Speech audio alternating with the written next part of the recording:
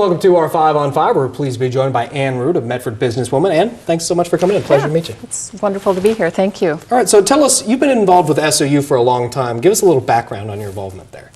Well, I moved here to go to school at SOU, and at the time it was Southern Oregon College, and it was 1986, and so I was a student there, became student body president.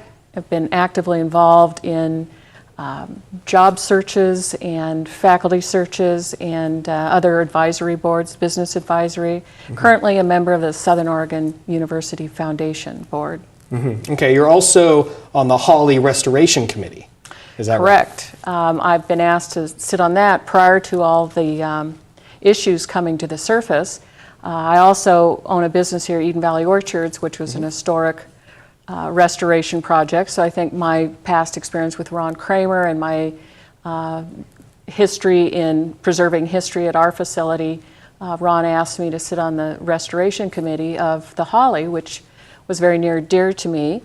It also is downtown, and so with my hat as Business Oregon, a commissioner on the Oregon Economic Development Commission, breathing life back into our downtown and creating jobs for our citizens and people was very important to me. So I saw the Hawley as a big piece to bringing further additional health and jobs to our downtown core. Now, before we go into the relationship between the JPRF Foundation and the SOU Foundation, I want to ask first, what is the status of the Hawley right now?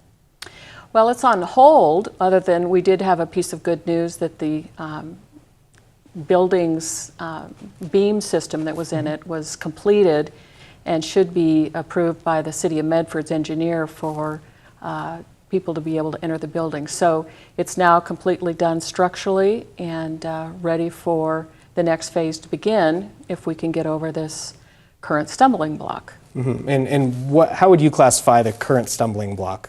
What is the latest with that? Well, I'm seeing it from all the hats that I wear around, and from the history, it's really kind of a takeover attempt from boards not in this area, and not from SOU necessarily. It's really kind of an attack on our region and the assets that we hold here, and that's why I guess I'm glad I'm in all the positions I'm in, because it's I'm capable of maybe helping look at the economic impacts to it and hopefully gathering enough support to stop this kind of, attack on our assets, which is what I see it as. Okay, all right, we're going to take a quick break. Much more with Ann in just a moment. Stay with us. Welcome back to our 5 on 5. Again, we're here with Ann Root, a board member of the Southern Oregon University Foundation. You've had involvement with SOU for a long time, you said. Where is this controversy, this JPR-SOU controversy coming from?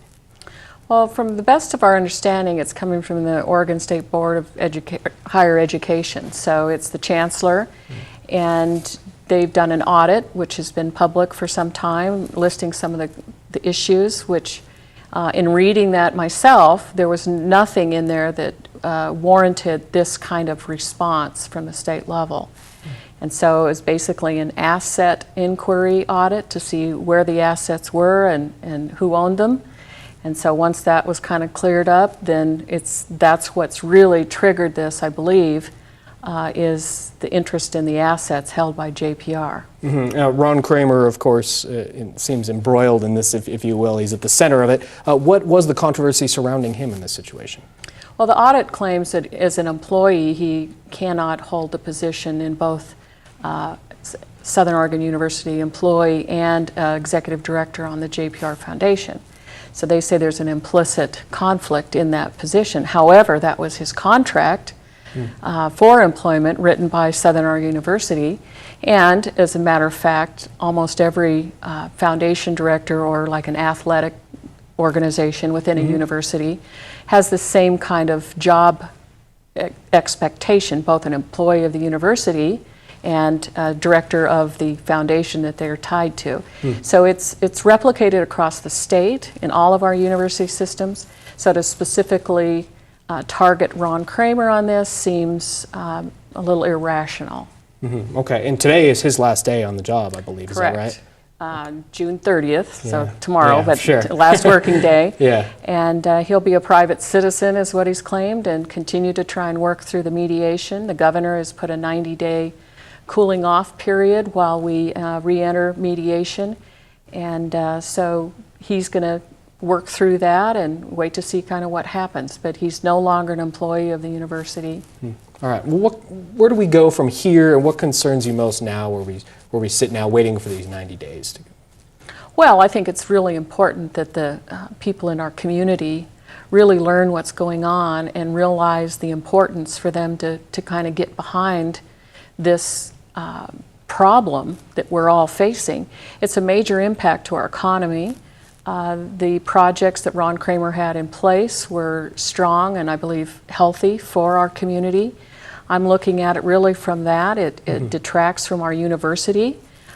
People can play, JPR against Southern Oregon University, and I don't think that's really what we should do, but that's going to be the reaction. I think we really need to step behind this. This is a citizens, funded, publicly funded radio station, which should remain in the public hands of Southern Oregon, state of Jefferson people, and should stay remaining connected to the university. They're both helpful. They're both symbiotically connected. They both help each side. So I don't see that it's a negative that they're connected. Ron's been there over 40 years in putting together this radio station in cooperation with Southern Oregon University. So every student that's graduated there are alumni. It's kind of a tradition and a history, and it's worked well, and there's no reason to split the assets, sell the assets, destroy what's been built over 40 years. It's a real gem.